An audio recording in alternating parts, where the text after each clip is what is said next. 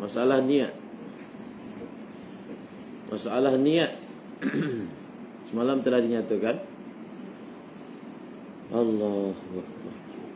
Pendapat yang muktamadnya tidak wajib niat secara mustaqil untuk tawaf yang berada di dalam haji dan umrah, iaitu tawaf rukun haji, tawaf rukun umrah. Ilatnya, oleh kerana dia dah niat awal haji ataupun umrah, maka niat itu merangkumi semua perkara yang wajib yang ada di dalam ibadah tersebut. Seperti solat, bila kita niat nak solat, maka tidak wajib secara berasingan pula kita niat sujud, rukuk, i'tidal dan lain-lain. Sama. Pendapat muqabil kata perlu niat. Perlu niat sebab dia tak sama macam solat. Sebab solat ni satu orang tu dia berdiri satu tempat je, dan dia berubah dari satu pergerakan kepada satu pergerakan yang lain,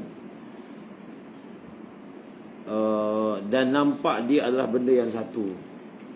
Tetapi haji, tawaf tempat lain, sa'i tempat lain, ihram tempat lain, maka dia tak nampak tu seperti satu badan. Mungkinlah itu wajah pendapat muqabil yang meletakkan syarat. Justru oleh kerana ada khilaf dalam masalah ni, disunatkan niat, disunatkan untuk niat. Samalah juga dalam masalah sujud tilawah di dalam solat. Ada khilaf antara Imam Ramli dan juga Imam Ibn Hajar. Adakah sujud tilawah di dalam solat perlu niat asing? Sebelum turun niat, ini sujud tilawah. Imam Ramli mengatakan perlu niat. Muqabil kata tak perlu niat. Ilat dia, li'anna niyatas salati tashmaluhu. Sama. Kerana niat awal salat itu sudah memasukkan sujud tilawah kalau ada. Allahumma salli ala Muhammad walau nama fihi. Ini masalah orang tidur dalam tawaf. Macam mana dia boleh tidur? Dia tidur dalam tawaf biasanya berlaku bila tawaf atas kerusi roda. Orang tolak. Jadi tidurlah di atas kerusi roda itu. Sedar-sedar dah habis. Adakah sah? Sah. Walau nama fihi ala hayatin la tanqudul wudu'a sahha tawafuhu fil asah. Sah. Muqabil kata tak sah. Allahu Akbar. Justru dalam solat pun samalah. Siapa tidur dalam solat dalam keadaan bentuk yang tak batalkan wudu, maka tak batal solatnya. Kalau dia tidur dalam hay'ah yang membatalkan wudu, batallah solatnya. Kerana bila wudu batal, solat batal. Amma tawafu fi ghairi hajjin wa umratin fala yasihu bi ghairi niyatin bila khilaf. Dzakara fi syarh mazhab. Tawaf apa? Tawaf sunat, tawaf wada', tawaf qudum.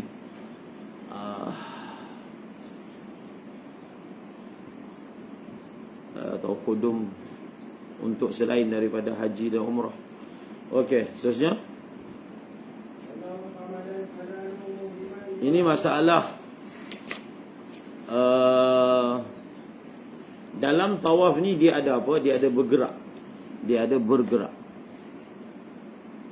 Amalan dia adalah gerak tu. Harakah tu adalah amalan tawaf. Jadi ada amalan ibadah yang perintahnya jangan bergerak, seperti solat. Ada apa benda ni, amalan yang perintahnya bergerak. Jadi bergerak itu adalah amalan bagi tawaf, bagi taif, orang yang tawaf.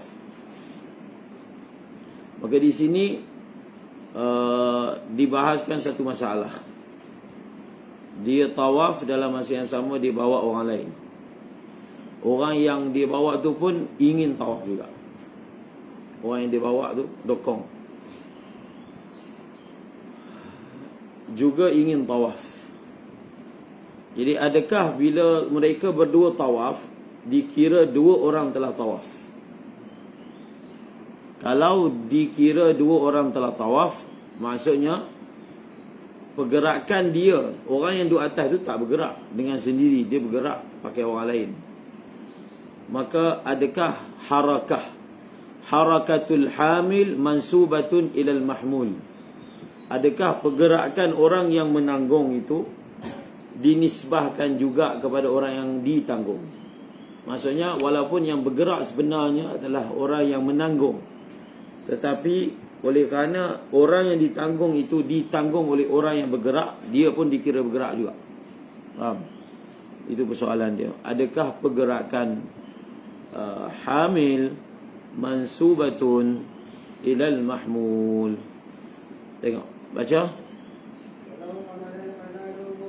Maka dia akan bezakan. Dia akan ada beberapa surah. Tengok surah pertama. Surah yang pertama, yang mengangkat itu hamil, yang diangkat itu mahmul, yang mengangkat itu halal. Bukan nak sebut tadi, yang mengangkat itu halal.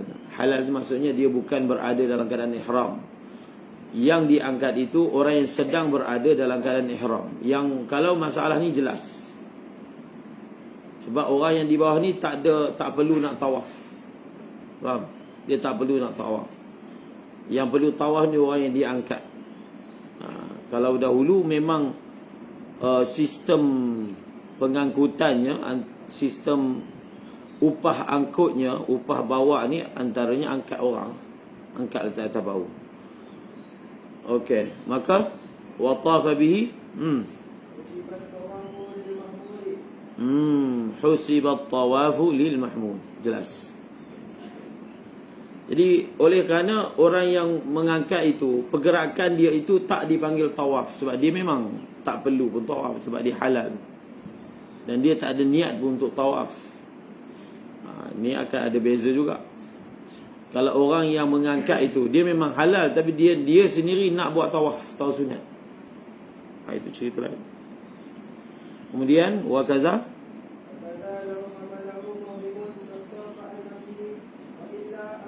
Dua masalah ni jawapan dia sama, husiba. Sama ada yang mengangkat itu orang yang halal, tidak ada taklif tawaf atas dia, ataupun yang mengangkat itu orang yang sedang berada dalam keadaan ihram dan dia telah tawaf.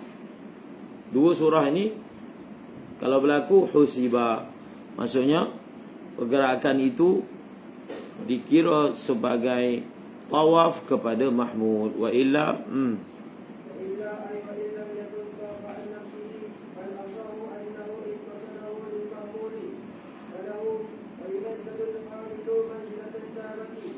maka di sini kita tengok bagaimana niat memainkan peranan. Fal asahu annahu in qasadahu lil mahmuli falahu falil mahmul. Maka bergantung. Yang mengangkat itu dia masih ada tawaf yang dia belum buat. Dalam masa yang sama diangkat orang untuk pusing. Maka bergantung. Kalau dia qasadkan pergerakan itu untuk orang yang diangkat, maka pergerakan itu dikira pergerakan orang yang diangkat. Maka orang yang diangkat itu setelah selesai 7 pusingan dikira telah tawaf. Maka yang duduk bawah dia ni sama macam kenderaan saja ataupun dabah. Wa hadha mukharrajun.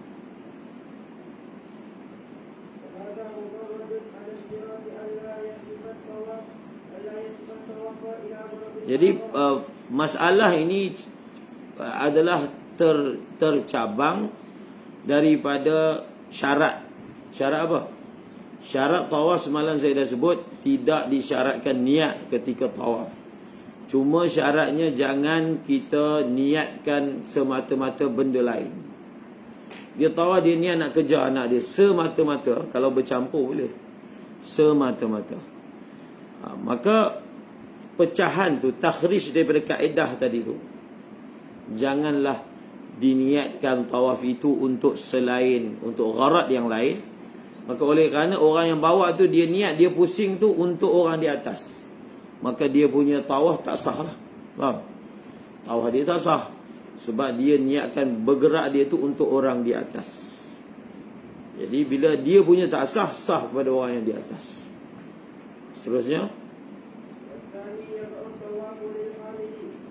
pendapat yang kedua kata, walaupun dia niatkan tawaf itu untuk orang yang dia angkat, tetap tawaf itu dikira dia punya tawaf. Dia punya tawaf. Seperti mana kita belajar, kalau satu orang itu ada baki, ada lagi haji belum buat, ada lagi umrah belum buat, lalu dia telah niatkan umrah untuk orang lain, mazhab Syafi'i tak sah. Tak sah apa? Tak sah niat umrah untuk orang lain. Niat itu sah tak? Sah. Niat itu sah dan akan jadi niat untuk diri dia sendiri. Walaupun dia niat untuk orang lain, kira dia punya. Sebab dia belum buat, maka kira dia punya. Mazhab Hanafi sah, walaupun belum buat untuk orang lain, walaupun belum buat untuk diri sendiri. Wasani yaqa'u tawafu lil hamil. Jadi pandangan yang kedua ni, apa benda ni? Pandangan yang kedua ni wajah. Pandangan yang kedua ni adalah bercabang daripada pendapat tidak disyaratkan alla yasrifahu sarif, alla yasrifahu, alla yasrifa at-tawaf ila gharadin akhar. Ma zukira tu apa? Alla yasrifa at-tawafa ila gharadin akhar. Ada pendapat kata tak ada syarat. Tak ada syarat dalam tawaf alla yasrifa at-tawafa ila gharadin akhar. So kalau tidak ada syarat itu, maka jadilah tawaf itu untuk diri dia. Seterusnya,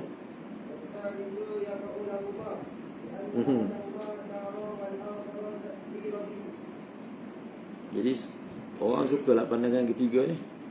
Dia kira dua-dua sekali. Dia tak perlulah pusing sampai 14 kali. Faham? Dia pun ada tawaf, yang di atas pun ada tawaf. Berdasarkan pendapat yang muktamad, dia perlu pusing 14 kali. Faham tak? Ada yang nak pakai pendapat ni, dhaif lah, tu je lah. Segi ihtiyatnya, dia pakai pendapat yang muktamad 14 kali. Bawalah pakai wheelchair, kursi roda, kurang sikit beratnya, tapi tetap penat juga sebab kena pusing juga 14 kali. Kemudian lianna ahadahu, ilat dia apa? Lianna ahadahuma, siapa tu? Hamil. Hamil lah. Salah seorang berpusing, seorang lagi dipusing. Orang yang diangkat tu dia telah dipusing. Orang yang mengangkat memusing, berpusing. Dua-dua sah, berpusing sendiri ataupun dipusingkan, sah. Terusnya, kalau kita belajar dalam bab solat,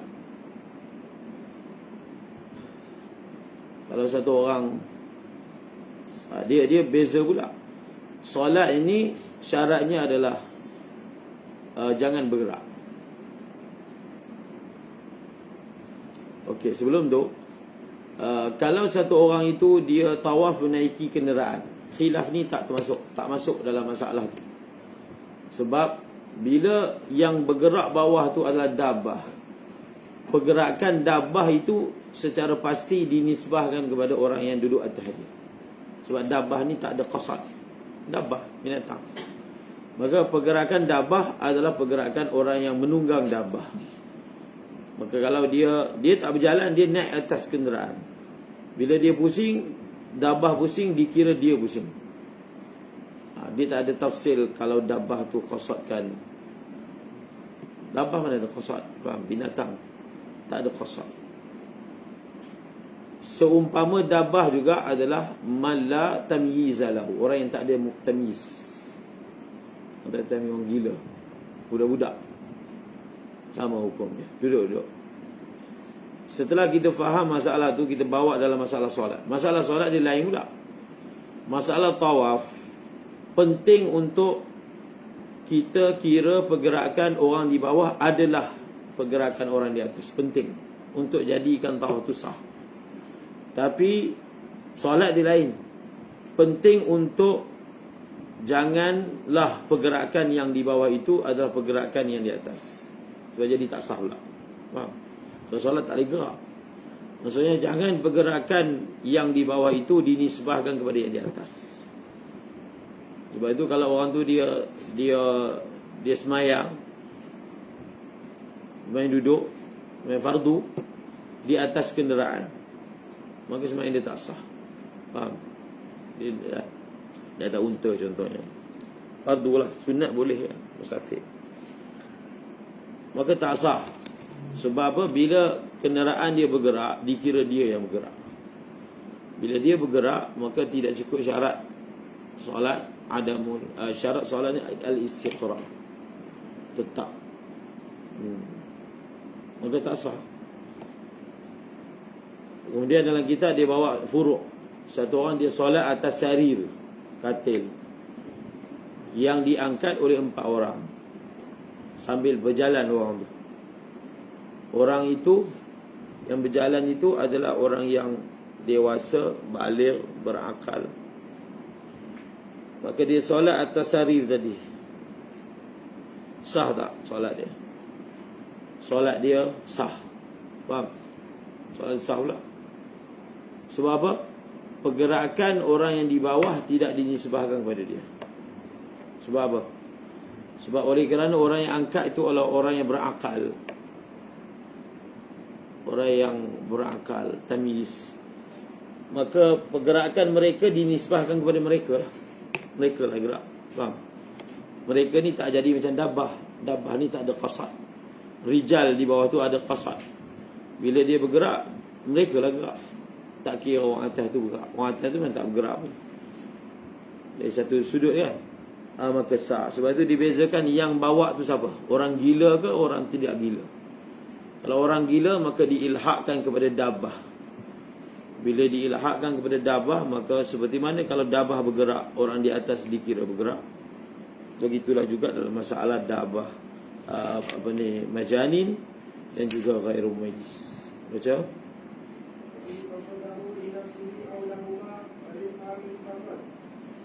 Wa in qasadahu li nafsihi, dia qasad itu untuk diri dia, jelas. Ataupun dia qasad untuk kedua-duanya. Dia tawaf ni dia qasad untuk dia dan yang di atas, maka yang sah tu dia lah, sudah tentu.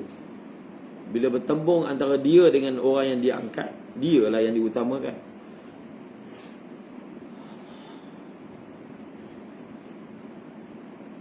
Lagi Imam Haramain sebut furu' ni. Kemudian Allahu Akbar.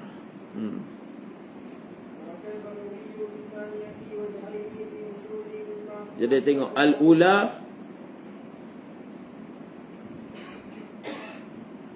al-ula al-thaniyah.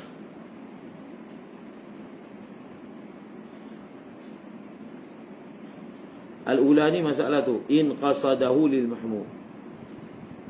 Ittifaq. Ulama Syafi'i ittifaq, kalau dia angkat tu dia memang niat untuk orang yang di atas dia, maka ittifaq ashab jadi untuk orang yang diangkat. Kemudian Imam Baghawi dalam masalah kedua. Masalah kedua tu apa? In qasadahu li nafsihi.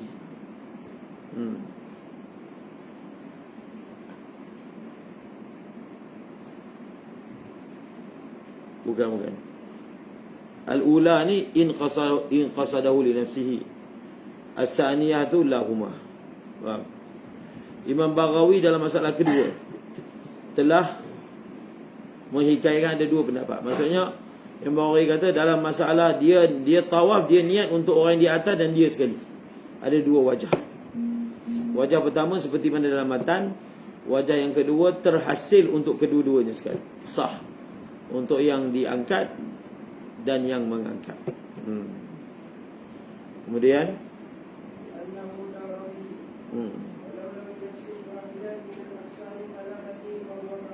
Bagaimana pula kalau dia pusing tu, dia tak ada qasad apa-apa? Untuk diri dia sahaja pun tak, untuk di atas sahaja pun tak, untuk dua-dua sahaja pun tak. 3 surah.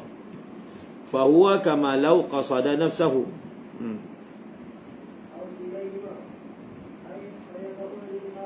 Teruskan.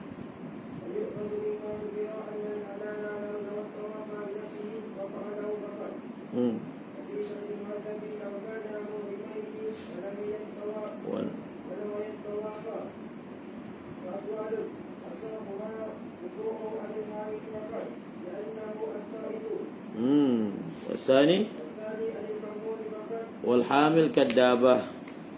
والثالث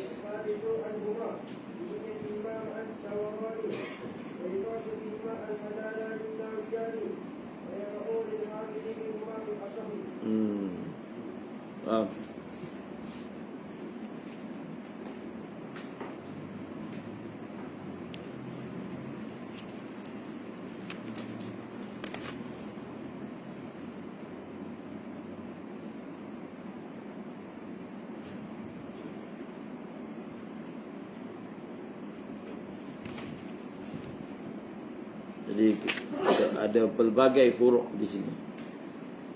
Maknanya daripada segi orang yang mengangkat dan diangkat, ada surah pelbagai lah. Tapi pecahan dia pertama, kedua-duanya berada dalam keadaan ihram. Kedua-duanya berada dalam keadaan tidak ihram. Salah seorang berada dalam keadaan ihram.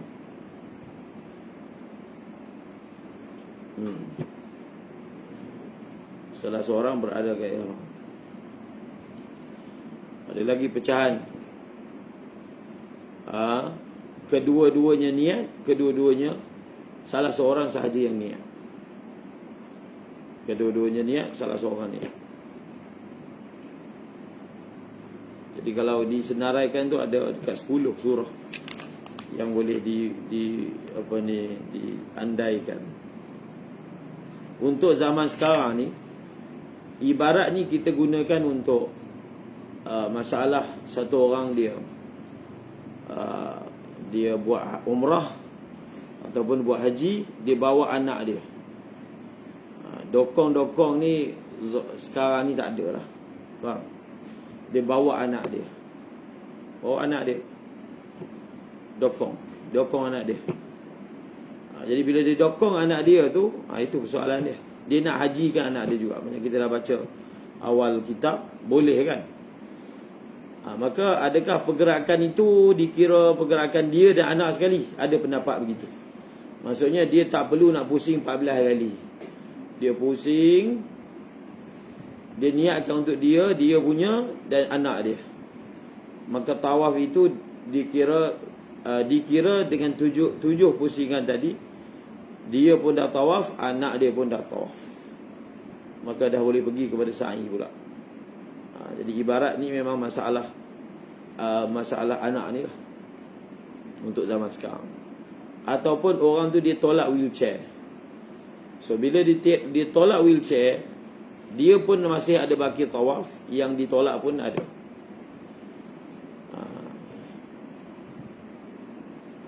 Untuk masalah tolak dengan wheelchair ni, dia tak boleh pakai masalah ni sebab dia lain. Sebab orang yang di atas wheelchair tu, dia memang bergerak bukan dengan pergerakan orang yang menolak dia. Dia bergerak dengan pergerakan wheelchair. Orang tu tolak je wheelchair tu. Tapi sebenarnya wheelchair itulah sebenarnya yang menyebabkan dia boleh berjalan, bukan orang yang tolak dia. Maka tidak masuk masalah ni, niat apa semua. Yang ada kaitan adalah orang yang tolak tu, dia kena pastikan masa dia tolak, kalau dia memang nak tawaf juga, dia kena niat dia pun nak tawaf. Kalau dia tak niat, dia niat nak tolak orang tu, maka dia tawaf dia tak sah. Sebab apa? Sebab salah satu syarat tawaf, alla yasrifahu ila gharadin akhar.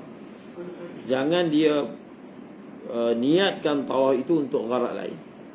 Jadi kalau dia bergerak dengan niat untuk tolak orang tu, Maka itu dipanggil yasrifuhu ila gharadin akhar. Maka dia punya tawaf dia tidak sah. Maka dia kena jaga niat dia supaya dia pun niat untuk tawaf kena ada, supaya tawaf dia sah. Allahumma salli ala Sayyidina Muhammad. Baca.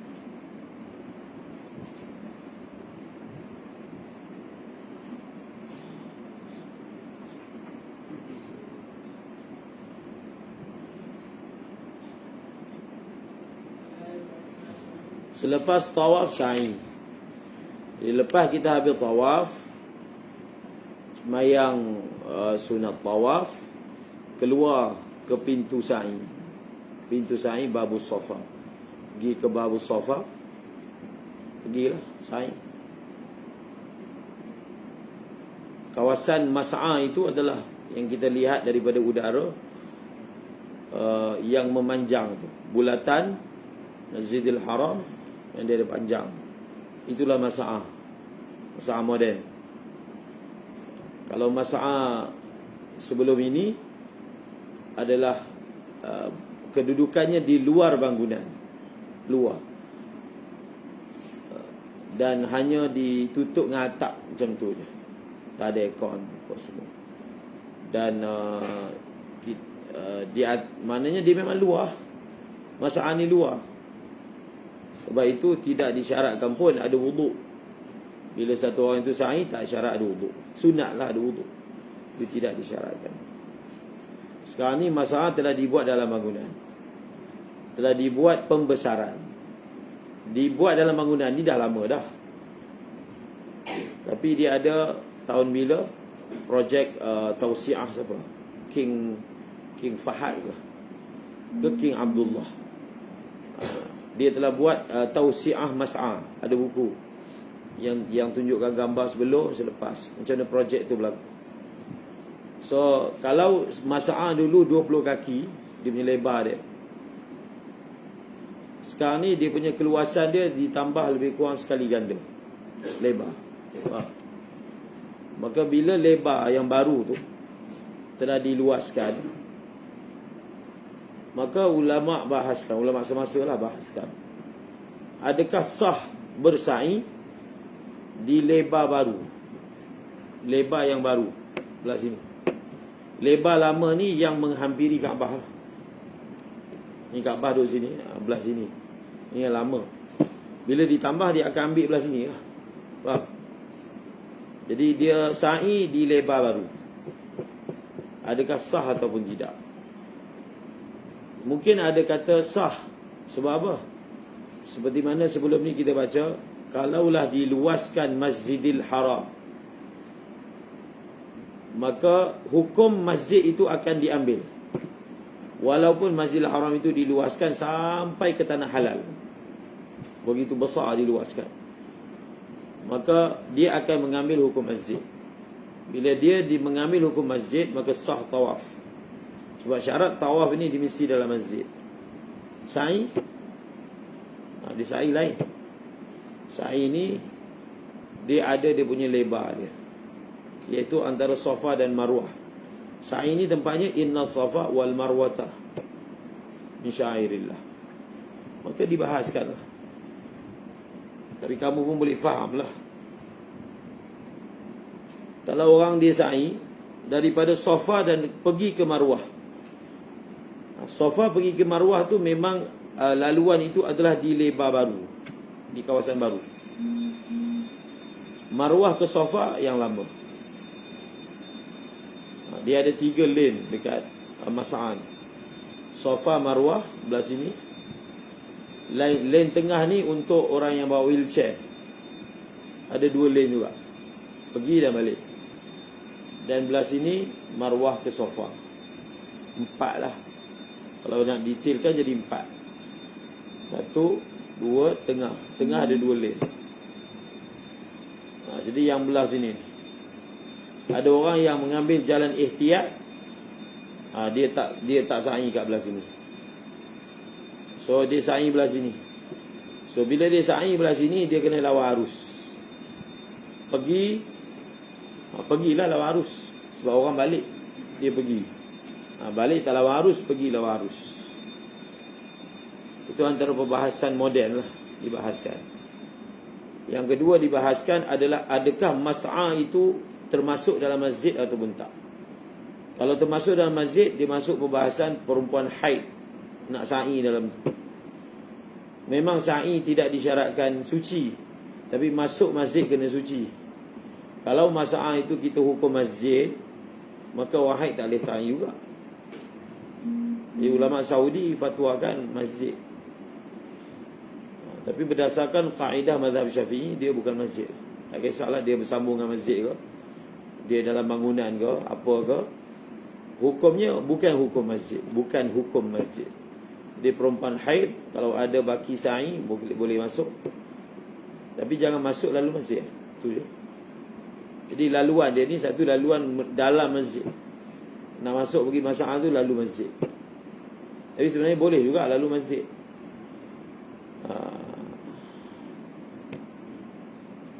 Sebab perempuan haid ni kan boleh masuk masjid dengan syarat dia tak berhenti. Ubur sampai masalah boleh. Ataupun dia masuk daripada pintu luar lah, masuk masalah.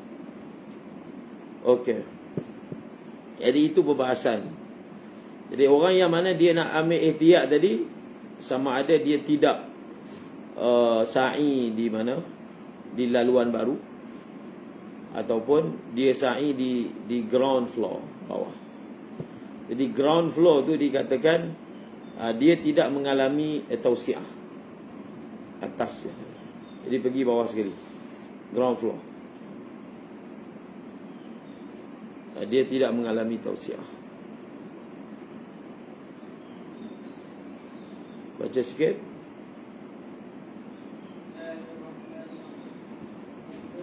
Jadi sa'i ni senang je. Sa'i ni berjalan je lah. Jalan di jarak yang di tempat yang sepatutnya. Jadi kena tahu tempat mula sa'i dan tempat akhir. Bas. Kalau kita sa'i dengan jarak yang cukup, maka sahlah sa'i kita. Inna safa wal marwata min syairillah. Faman hajjal baita aw i'tamara fala junaha alaihi an yattawafa. Dalam Quran guna perkataan sa'i itu an yattawafa bihima. Maksudnya sa'i. Mazhab Hanafi sa'i ini tak wajib. Faham?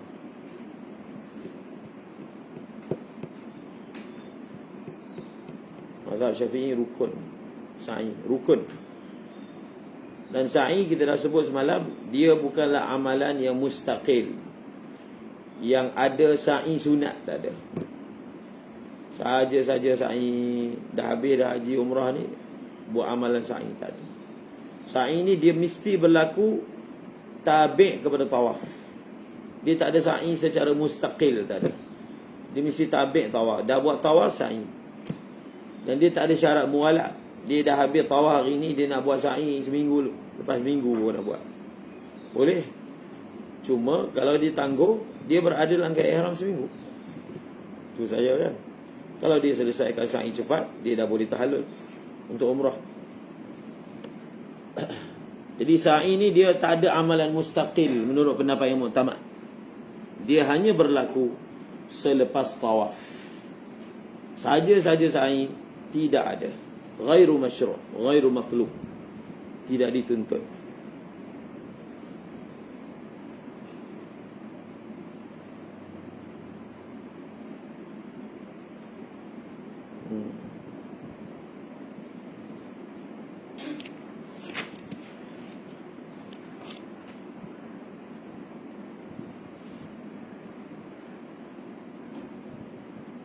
Walhasilnya sa'i ni kena pastikan paling kurang satu kaki. Satu kaki tu kena pijak Bukit Safa. Satu kaki kena pijak Bukit Marwah. Kalau dia naik kenderaan, tayar wheelchair tu. Faham? Sebab dalam kitab disebut kaki kenderaan, kaki unta, kaki kuda, kena pijak paling kurang. Antara poin yang sa'i jadi tak sah ni, bila dia tidak cukup berjalan di atas laluan sa'i, dia nak cepat, yang tolak wheelchair tu lah, dia nak dapat trip banyak, dia tidak pergi ke kaki bukit. Cuma sekarang ni kaki bukit tu apa, semua duduk dalam bangunan. Kalau bukit Sofa tu dia tutup dengan kaca, tak boleh pegang. Sebab bukit Arab ni bukit batu, kita nampaklah di balik kaca, dia tak bagi. Dan atas batu tu pun dia select, dia letak select tu ni. Jadi kita nampak batu tu merelip, dan dia letak kaca, tak boleh pegang. Dia takut orang pecahkan batu Sofa tu, bawa balik India. Orang India lah suka buat pasal, kan? Jadi tutup. Kalau Bukit Marwah ni dulu ada juga, sekarang dah tak ada. Masa 2019 Bukit Marwah tak ada kaca tu, tapi adalah atas sekali tu ada dia punya kesan batu. Tapi Sofa masih ada.